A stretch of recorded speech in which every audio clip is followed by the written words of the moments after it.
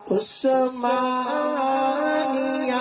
ادارہ ہر آنکھ کا تارا۔ میں نے اپنی زندگی میں 1 کو 10 بنتے ہزاروں دفعہ دیکھا ہے۔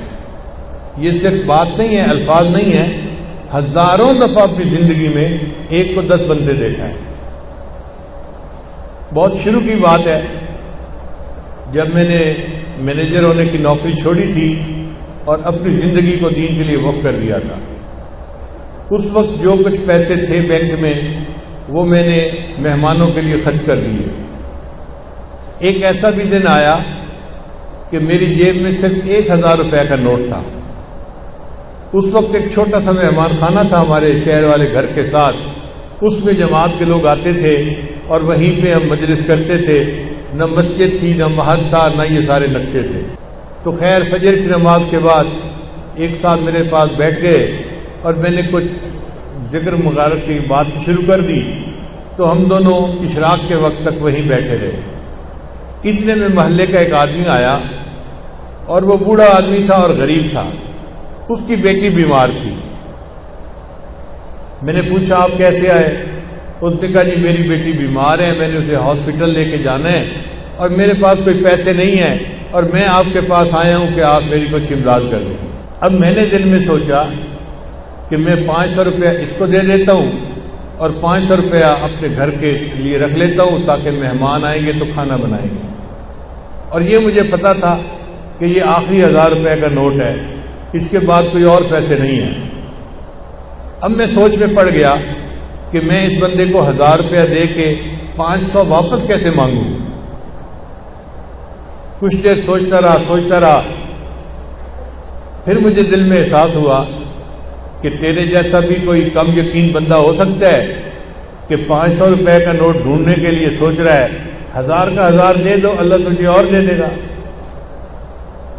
لو جی، میں نے جیب میں ہاتھ ڈالا اس کی بات سن کے، اور وہ 1000 روپے کا نوٹ تھا، میں نے اس بندے کو دے دیا اور میں نے کہا بھائی لے جائیں اور بچی کا علاج کروائیں، اور میں دعا کرتا ہوں اللہ آپ کی بیٹی کو شفا عطا فرمائے۔ وہ بیچارہ روتا ہوا آیا تھا، الحمدللہ کہ تسلی ہو گئی، اور وہ دعائیں دیتا ہوا واپس چلا گیا۔ اب وہیں بیٹھے بیٹھے تھوڑی دیر گزری تو ہمارے ایک قریبی دوست ہیں، محلے دار بھی تھے، وہ میرے پاس آئے، آنسوؤں سے رو رہے تھے۔ میں نے پوچھا کیا ہوا؟ کہنے لگا جی ایک کام ہے آپ کر سکتے ہیں اور میں رو رہا ہوں، اور آپ اگر وہ کام کر دیں تو بس آپ کی مہربانی ہوگی۔ میں نے کہا آنسوؤں سے کیوں رو رہے ہیں؟ کون سا کام ہے کرنے والا؟ آپ مجھے بتائیں۔ کہنے لگا جی کرنے والا کام یہ ہے کہ مجھے پتہ ہے آپ ہدیہ قبول نہیں کرتے۔ یہ وہ ابتدا کا زمانہ تھا جب مجھے ہدیہ قبول کرنا گولی لگتا تھا۔ ایک بندہ آفیسر ہو نا اور ہزاروں لاکھوں کماتا ہو تو اس کو کوئی بندہ پیسہ پکڑایا تو وہ سمجھتا ہے مجھے فقیر سمجھا ہوا ہے، تو نفس جو ہے وہ گھبراتا ہے کہ یہ کیوں دے رہے ہیں۔ تو میں ابتدا میں بالکل پیسہ نہیں لیتا تھا۔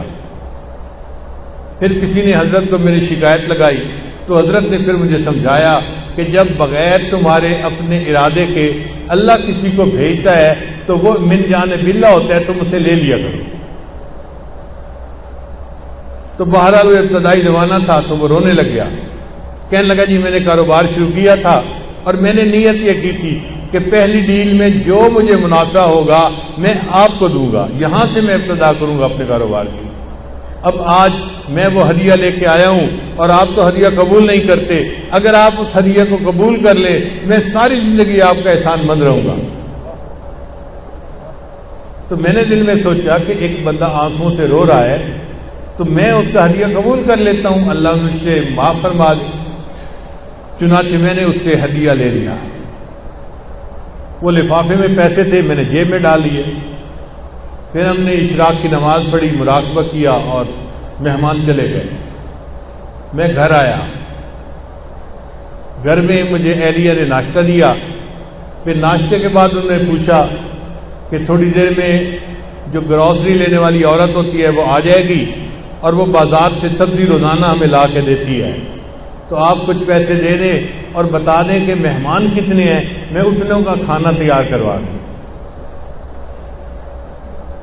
تو میرے دل میں خیال آیا تھا 1000 روپیہ تھا وہ تو میں اس بندے کو دے چکا.